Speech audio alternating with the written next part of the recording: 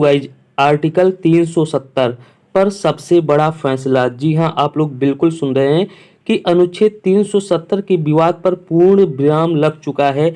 क्या मैटर है, क्या फैसला आया है सुप्रीम कोर्ट का? आप लोगों को पता है कि इस जम्मू कश्मीर के विवाद को लेकर के कुछ याचिकाएं सुप्रीम कोर्ट में डाली गई थी, जिसमें 5 जजों की जो है संविधान पीठ का गठन किया गया था, जो कि फैसला आ चुका है, जिसके हेड हमारे 50वें मुख्य न्यायाधीश जस्टिस DY चंद्रचूड़ जी इसके अध्यक्ष थे। क्या फैसला आया है और जम्मू कश्मीर का इतिहास क्या है, कहां से ये विवाद शुरू हुआ, कहां पर जाके एंड हुआ, इन दोनों के बीच जो भी महत्वपूर्ण चीजें हैं उन सभी को हम लोग देखने वाले हैं। और स्टार्ट करते हैं आखिर जम्मू कश्मीर का इतिहास क्या रहा है और कहां से जो है ये विवाद उत्पन्न हुआ।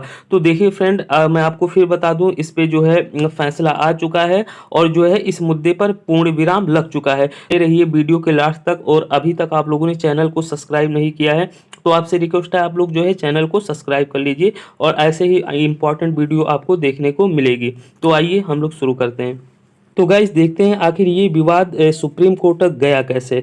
लिहाजा ये हुआ कि जम्मू कश्मीर में केंद्र सरकार के निर्णय पर मुहर।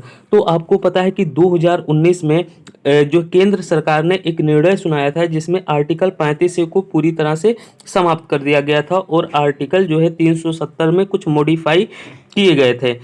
तो इसी को जो है चुनौती देने के लिए, यानी केंद्र सरकार के इसी फैसले को चुनौती देने के लिए कुछ याचिकाएं सुप्रीम कोर्ट में डाली गई, जिसका जो है फाइनल डिसीजन आ चुका है।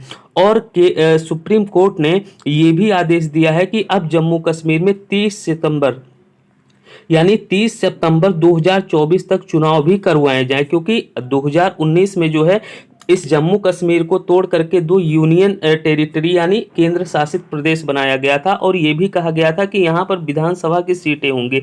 बावजूद उसके कि अभी तक चुनाव नहीं कराया गया, तो माननीय सुप्रीम कोर्ट का ये भी फैसला है कि सितंबर 2024 तक वहाँ चुनाव करवाए जाए। तो फ्रेंड, अब हम लोग देखते हैं क्या मैटर है। तो वही मैंने आपको बताया कि आर्टिकल 370 निरस्त करने के फैसले के खिलाफ सुप्रीम कोर्ट में कुल 22 याचिकाएं दायर की गई थी, जिसकी सुनवाई के लिए 5 जजों की एक संविधान पीठ का गठन किया गया था, जिसका फैसला आ गया। अब हम लोग देखते हैं जम्मू कश्मीर का इतिहास क्या है।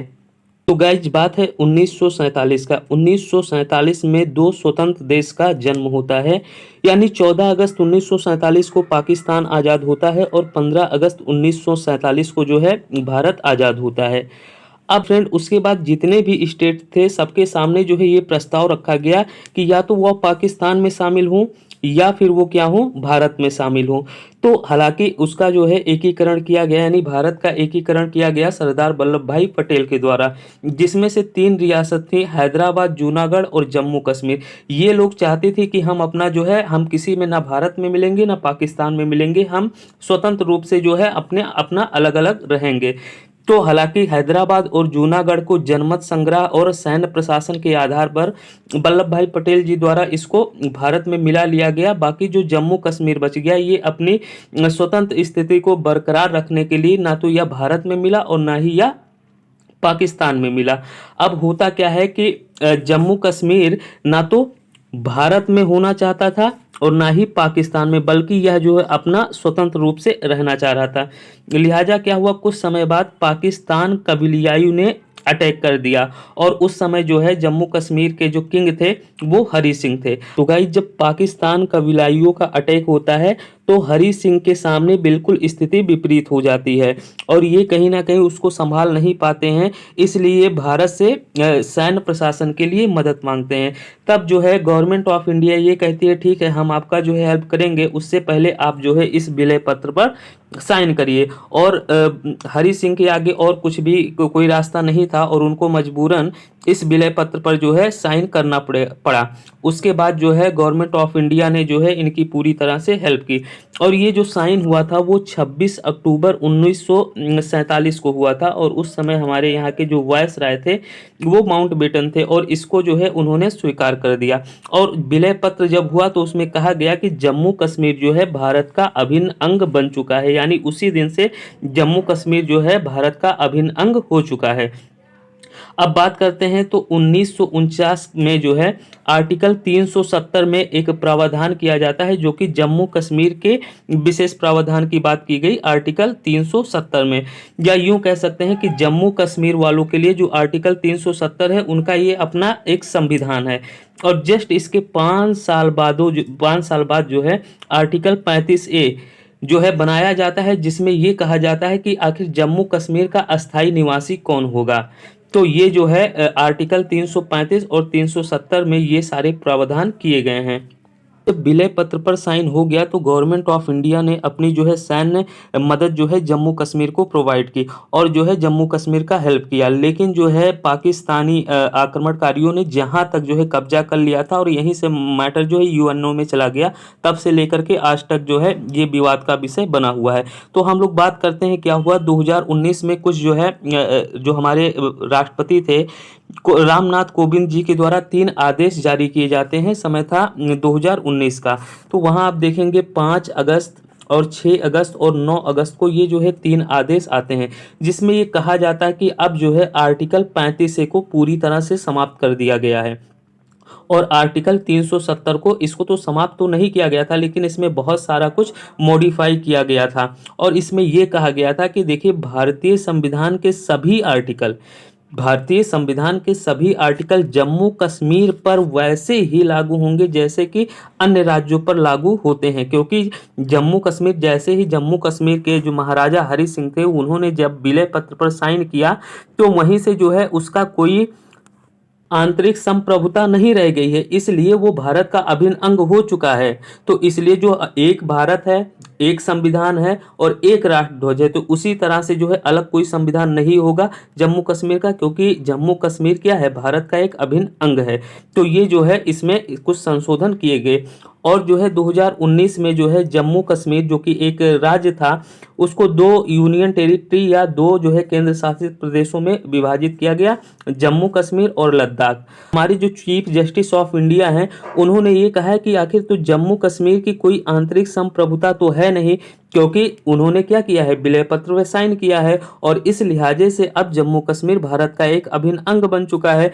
और संविधान में कहीं भी इस बात का उल्लेख नहीं है, कहीं भी इस बात का जिक्र नहीं है कि जम्मू कश्मीर का कोई भी आंतरिक संप्रभुता है।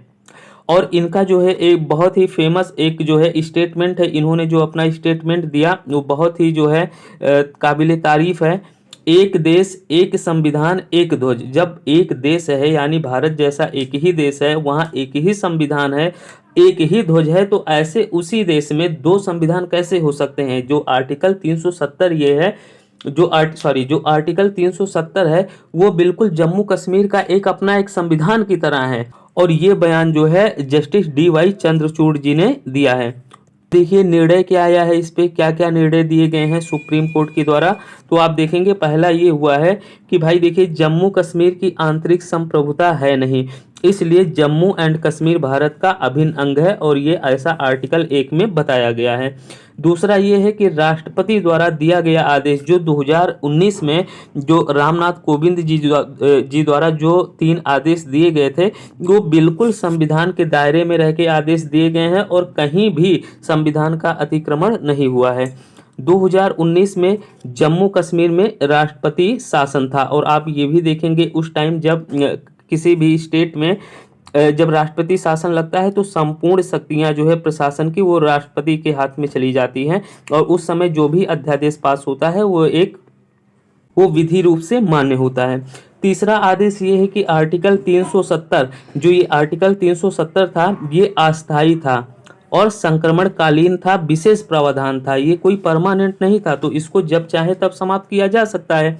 और जो लास्ट है वो जम्मू एंड कश्मीर यूटी होगा या उसको राज्य का दर्जा दिया जाएगा, इसकी जिम्मेदारी ये पूरी जिम्मेदारी संसद के अधिकार क्षेत्र में आती है। तो संसद इस पर विचार करेगा कि यह यूटी होगा कि भविष्य में इसको राज्य का दर्जा प्रदान किया जाएगा। अगला है कि 2019 में कहा गया था कि यहाँ पर विधानसभा होगी, 2019 में ये भी कहा गया था कि यहाँ विधानसभा होगी, तो अभी तक चुनाव क्यों नहीं हो पाए हैं। और सुप्रीम कोर्ट ने ये भी आदेश दिया है कि 30 सितंबर 2024 तक यहाँ चुनाव संपन्न करवाए जाएंगे। तो फ्रेंड ये रहा पूरा मैटर। आई होप कि आपको अच्छे से समझ में आया होगा। धन्यवाद।